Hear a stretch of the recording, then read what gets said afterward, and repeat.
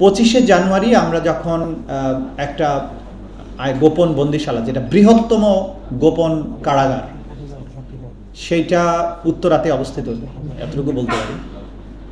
তো সেইটাকে যখন আমরা আইডেন্টিফাই করি, এটা এত বড় সেন্টার ছিল যে সেটাকে পুরো জিনিসটা বিভিন্ন জায়গায় উদ্ধার করতে কয়েক সপ্তাহ সময় লেগেছে এবং এখন পর্যন্ত অনেকটা অনাবিষ্কৃত অংশও আছে এখন।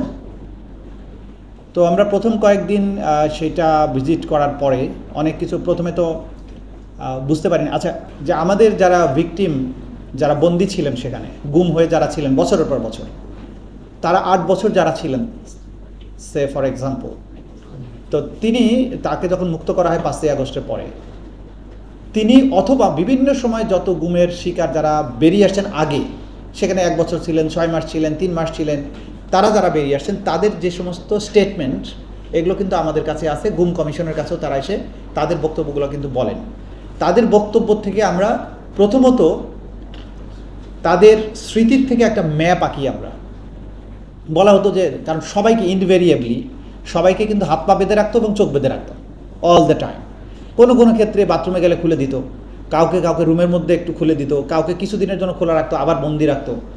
এই যে প্রক্রিয়াটা, এর মধ্যে যদি 8 বছর থাকে, কখনো কখনো তো কিছু না কিছু সে দেখে।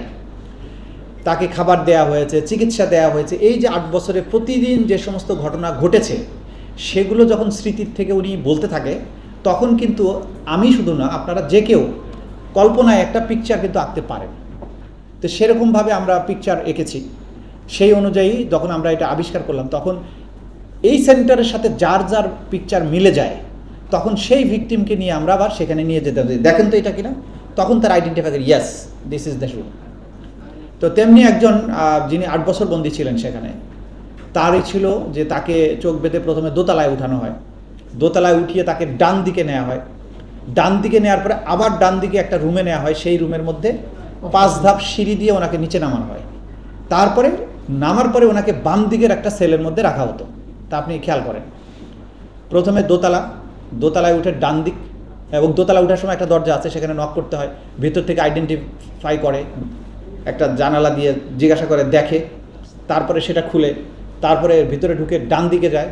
ডান দিকে যেয়ে আবার ডান দিকে 5 ধাপ নামে। আপনি জাস্ট ম্যাপ আঁকতে থাকেন। তো রুমের ভেতরে 5টা সিঁড়ি, সেই সিঁড়িতে নামার পরে বাম দিকে একটা রুমে নেওয়া হয়। তা আমরা ওই সেলটা আবিষ্কারের পরে 5টা সিঁড়ি দিয়ে নিচে নামা পর্যন্ত বের করলাম। বাম দিকের রুম আর খুঁজে পাই না। ওকে, এখন বাম দিকে রুম নাই 2 দিন আমরা রুম খুঁজে পাচ্ছি না। তো প্রথম এটা আমার ব্যক্তিগতভাবে আমি কাজটা করেছিলাম। আমি তখন ওখানে যারা দায়িত্বরত যারা ছিল তাদেরকে বললাম, এই রুমের ওই পাশে কি? বলে, স্যার কিছু নাই, এটা দেয়াল। তা আমি বললাম যে তার আগের রুমটার বাম পাশে দেখা যাচ্ছে আর একটা রুম আছে। বলে, স্যার এটা এরকম বাঁকা রুম, এই রুমের পাশে আর কিছু নেই। আচ্ছা, ওকে। তখন আমি বললাম যে রুমটাতে আমরা 5 সিঁড়ি দিয়ে নামলাম, এই রুমটার আয়তনটা মাপো, ওয়াইড কতটা আছে? 15 ফিট। আমি আমার ইনভেস্টিগেটরদেরকে বললাম, আপনি নিচে যান, নিচে গিয়ে বাইরের ওয়ালটা মাপেন। বাইরের ওয়ালটা এদিক থেকে এদিকে 27 ফিট। তো উপরে আমি পাচ্ছি 15 ফিট, তাহলে বাকি 12 ফিট কোথায় গেল? তখন আমি বুঝলাম এর মধ্যেই ঘটনা আছে। তখন এই ওয়ালটা আমরা, যে ওয়ালে গিয়ে আমি থেমে যাচ্ছি, যে ওয়ালের পরে আমার রুম থাকার কথা, সেটা তো নাই, এই ওয়ালটা আমরা স্ক্যান করতে শুরু করলাম। স্ক্যান করে বোঝা গেল যে এখানে 2টা দরজা ছিল, একটা জানালার মতো একটা গ্রিল ছিল, সেগুলোকে ওয়াল তুলে আটকা দিয়ে রং করা হয়েছে। রং করলেও আপনি ডিফারেন্সটা কিন্তু বুঝতে পারবেন। দেন আমরা আইডেন্টিফাই করলাম যে এইটার ভিতরে রুম আছে। তো তার আগে যেহেতু বোমা উদ্ঘাটন হয়েছে, সেই জন্য আমরা রুমটা ভাঙার ঝুঁকি না নিয়ে ড্রিল মেশিন দিয়ে রুমটা ছিদ্র করলাম যে ভেতরে কি আছে। ছিদ্র করার পরে দেখা গেল যে ভিতরে 2টা বড় বড় রুম আছে। সেই রুমগুলোর লোহার রড টড যা কিছু ছিল এগুলোকে ভাঙা হয়েছে, এগুলো খুলে প্লাস্টার ইট সব রুমের মাঝখানে জমা করে রাখা হয়েছে। তো দেখে বোঝার চেষ্টা করলাম বোমা নাই।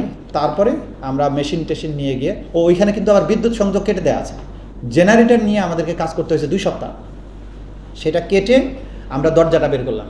দরজা বের করে ভিতরে ঢুকে বন্দির বর্ণনা অনুযায়ী ওই রুমের সাথে একটা বাথরুম ছিল, সেই বাথরুম আর খুঁজে পাই না।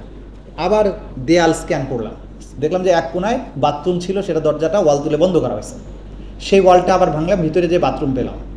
বন্দির বর্ণনা ছিল যে আমি যে রুমে থাকতাম সেই রুমের টাইলসের কালার এবং বাথরুমের টাইলসের কালার দুই রকমের, একটা কালো আর একটা সবুজ আভ। বন্দি তখন দেশের বাইরে, আমরা টাইলসের ছবি আর বাথরুমের ছবি যতটুকু সরাইয়া বের করতে পারলাম সেটা ছবি তুলে তাকে পাঠানো হলো। উইদিন 30 সেকেন্ডস উনি বললেন ইয়েস, এটাই সেই বাথরুম যেটা 8 বছর আমি প্রতিদিন দেখেছি।